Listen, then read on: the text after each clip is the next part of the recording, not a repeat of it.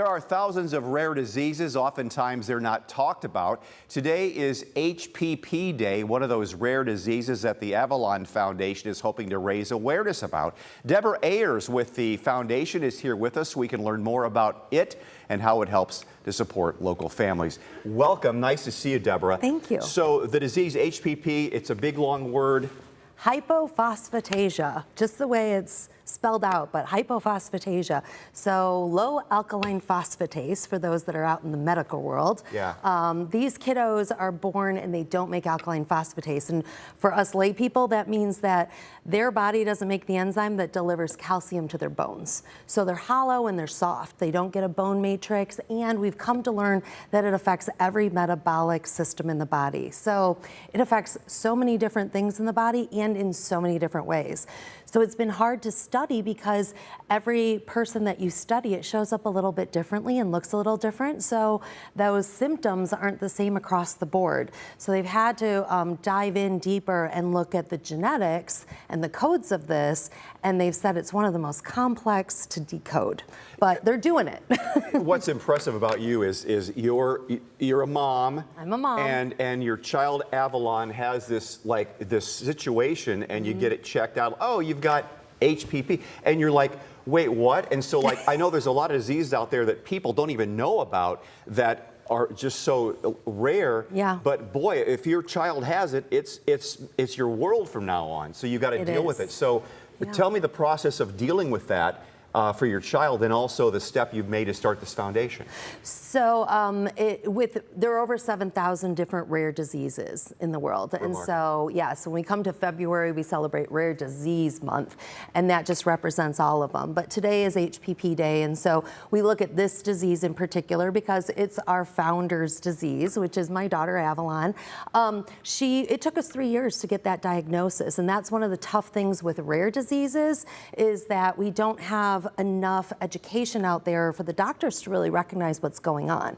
So unless there's a treatment and there's money behind that research, it's harder to see these things come up, and it can take years to get that diagnosis. How old is Avalon now? 19 tomorrow. Good for her. Yes, yes. Is she living a relatively normal life with it? Or relatively. From the outside, it looks normal. Sure. On the inside, she has a very special way of living and measuring out how life needs to look every day.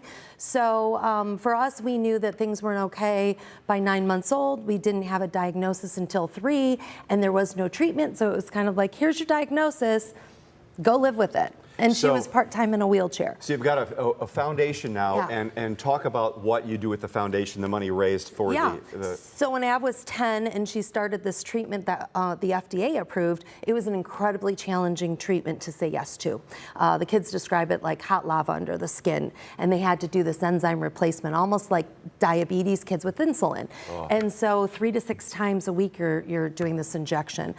So through her challenges, she decided she got to the other side of all of that, and with the help she received, she wanted to give that help to other kids. So she came and said, I really want to start an organization that'll help other kids like me, and then I want to grow to the next disease and the next disease and the next disease. So we really offer this peer support program that helps kids and families with, a psycho-emotional level, as well as how do they say yes to this really challenging life. So the Painbox, talk about that real quick. We're getting low on time here. Yeah, Painbox is the vehicle we use to give support. So essentially, we customize a Painbox, a support box of things for an individual kiddo that we've gotten information about. We send it to them, and so when they're starting their injections, they get these incentives that go along the way. That's beautiful. We've had that forever in the world, give a gold star to a kid. But when it's sent by other kids, it has incredible impact, and that's what we do.